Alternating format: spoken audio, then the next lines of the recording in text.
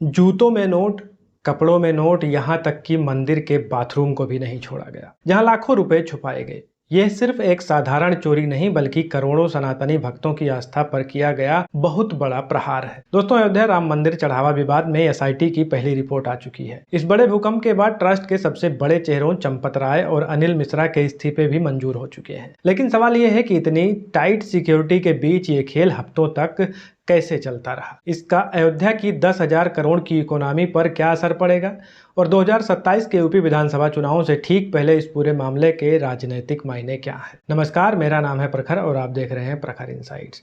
दोस्तों, आज की इस वीडियो में हम बिना किसी प्रोपेगेंडा के सिर्फ सरकारी तथ्यों और एसआईटी रिपोर्ट की कड़वी सच्चाई के आधार पर इस पूरे स्कैन का डीप एनालिसिस करेंगे। वीडियो को अंत तक बिना स्किप किए देखिएगा क्योंकि बात हमारी और आपकी आस्था से जुड़ी है। चलिए कहानी की शुरुआत शुरू से करते हैं। जब दान पेटी से पैसे चोरी होने की खबरें बाहर आईं तो यूपी सरकार ने तुरंत एक एसआईटी यानी स्पेशल इन्वेस्टिगेशन टीम का गठन किया। कल रात एसआईटी ने अपनी प्राइमरी रिपोर्ट सौंपी और इस रिपोर्ट के खुलासे हैरान करने वाले हैं। एसआईटी ने 27 अप्रैल से लेकर 5 जून की सीसीटीवी फुटेज खंगाली। आपको जानकर हैरानी होगी कि सिर्फ इस एक सवा महीने के अंदर 70 से ज्यादा संदिग्ध चोरी की घटनाएं कैमरे में कैद हुई। अब आप सोचेंगे कि चोरी का तरीका क्या था। दोस्तों, ये कोई हॉलीवुड की मनी हिस्ट वाली चोरी नहीं थी। ये बहुत ही साधारण लेकिन शातिर तरीका था।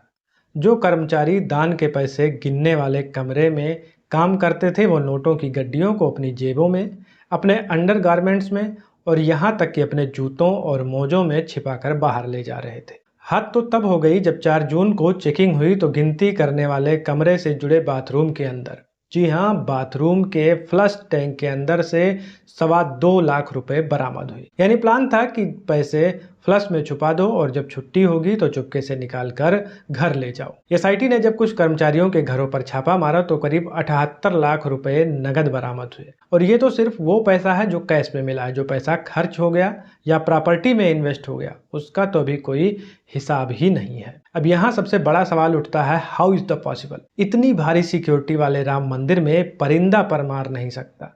वहां ये लोग रोज पैसे कैसे निकाल रहे थे? इसका जवाब एसआईटी रिपोर्ट के एक शब्द में छिपा है, सुपरवाइजरी नेग्लिजेंस, यानी निगरानी में लापरवाही। एसआईटी ने इस चोरी के लिए सीधे तौर पर 6 कर्मचारियों को आरोपी बनाया है, लेकिन ये तो प्यादे हैं। सिस्टम की कमियां किसने पैदा की? यहाँ नाम आता है डॉक्टर अनिल मिश्रा का, जो ट्रस्ट के सदस्य थे और जिनके पास वित्तीय प्रबंधन यानी फाइनेंशियल मैनेजमेंट की जिम्मेदारी थी। एसआईटी रिपोर्ट के मुताबिक अनिल मिश्रा की नाक के नीचे सिक्योरिटी प्रोटोकॉल से खिलवाड़ हुआ। नंबर 1, पहले काउंटिंग रूम के बाहर सख्त गार्ड होते थे, उन्हें हटाकर रैंडम चेकिंग शुरू कर दी गई। 2, पहले कर्मचारियों के लिए बिना जेब वाले खास कपड़े यानी ड्रेस कोड थे। उस नियम को हटा दिया गया जिसने लोगों को अपने कपड़ों में पैसे छिपाने का मौका दिया। नंबर 3, चंपत राय के एक ड्राइवर हैं टिन्नू यादव। बिना किसी आधिकारिक आदेश के दान पेटियों की चाबियां उनके पास रहती थी। 15-20 हजार की सैलरी पाने वाले इन कर्मचारियों के रिश्तेदारों के अकाउंट में अचानक से लाखों की एफडी मिलने लगी। यानी दरवाजा खुला छोड़ दिया गया था, बस चोरों को अंदर आकर हाथ साफ करना था। जैसे ही ये रिपोर्ट ट्रस्ट यानी श्री राम जन्मभूमि तीर्थ क्षेत्र के पास पहुंची, रातों रात एक्शन लिया गया। चंपत राय जो महासचिव थे और अनिल मिश्रा ने नैतिक जिम्मेदारी लेते हुए अपने पदों से इस्तीफा दे दिया, जिसे ट्रस्ट ने तुरंत स्वीकार भी कर लिया। इसके अलावा एक और सदस्य गोपाल नागरकट्टे को भी हटा दिया गया है। अब यहाँ एक मास्टर स्ट्रोक समझिए। चंपत राय के इस्तीफे के बाद ट्रस्ट ने कृष्ण मोहन जी को नया कार्यवाहक महासचिव बना दिया है। कृष्ण मोहन जी 1978 के बैच के रिटायर्ड आईएफएस यानी इंडियन फॉरेस्ट सर्विस के अधिकारी हैं। लेकिन सबसे खास बात यह है कि वो दलित समाज से आते हैं। कामेश्वर चौपाल जी के निधन के बाद उन्हें ट्रस्ट में शामिल किया गया था। ट्रस्ट के इस कदम को राजनीतिक और सामाजिक नजरिए से बहुत बड़ा डैमेज कंट्रोल माना जा रहा है। जहां एक तरफ ट्रस्ट पर भ्रष्टाचार के आरोप लग रहे थे, वहीं एक दलित चेहरे को सबसे बड़ा पद देकर समाज के सभी वर्गों में संदेश देने की कोशिश की गई है कि राम मंदिर में पारदर्शिता और सबका सम्मान सर्वोपरि है। दोस्तों, राम मंदिर सिर्फ आस्था का केंद्र नहीं है, यह भारत की राजनीति का एक एपिक सेंटर भी है। आपको याद होगा कि राम मंदिर आंदोलन से ही बीजेपी सत्ता के शिखर तक पहुंची।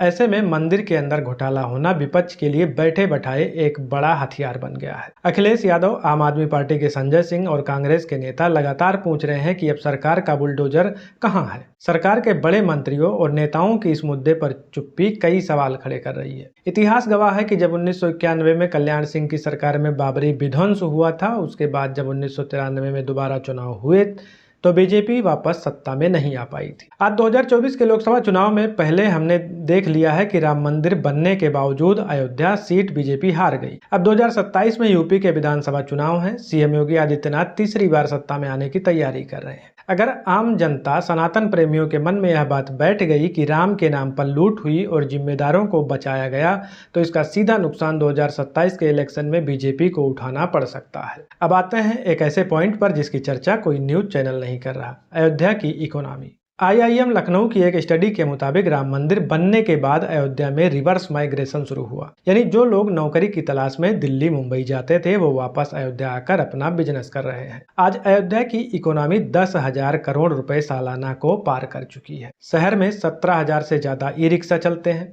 हजारों नए होटल, रेस्टोरेंट और स्ट्रीट वेंडर रामलला के श्रद्धालुओं के भरोसे अपना घर चला रहे हैं। लेकिन जब ऐसी चोरी की खबरें फैलती हैं तो लोगों की आस्था को ठेस पहुंचती है। हाल के डेटा के अनुसार पिछले 1-2 महीने में अयोध्या आने वाले श्रद्धालुओं की संख्या में गिरावट दर्ज की गई। हालांकि जून जुलाई में गर्मी और स्कूलों के खुलने के कारण भी भीड़ कम होती है, लेकिन अगर ये गिरावट आगे भी जारी रही तो उन हजारों लाखों गरीब और मध्यम वर्गीय लोगों का क्या होगा जिन्होंने बैंक से लोन लेकर अयोध्या में अपना बिजनेस शुरू किया है। दोस्तों, राम मंदिर का निर्माण सिर्फ ईंट और पत्थरों का निर्माण नहीं था, ये करोड़ों हिंदुओं की भावनाओं का, उनके भरोसे का निर्माण था। एसआईटी ने 6 लोगों को पकड़ लिया है, ट्रस्ट ने इस्तीफे ले लिए हैं, लेकिन असली सवाल अभी भी वही है कि क्या इतने बड़े ट्रस्ट में आस्था की रखवाली ऐसे ही भगवान भरोसे छोड़ दी जाएगी? क्या अब कोई ऐसा full proof standard operating procedure बनेगा जिससे भविष्य में एक भी रुपए की हेराफेरी ना हो सके? राम मंदिर सिर्फ एक संस्था नहीं बल्कि सनातन का गौरव है,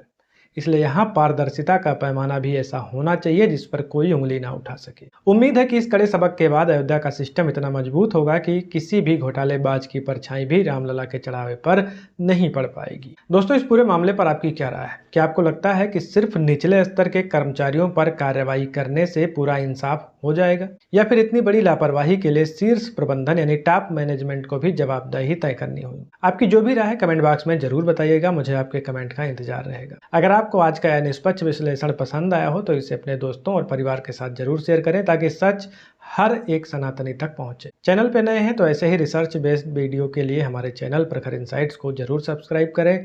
मिलते हैं नेक्स्ट वीडियो में, तब तक के लिए जय श्री राम, जय हिंद, जय भारत।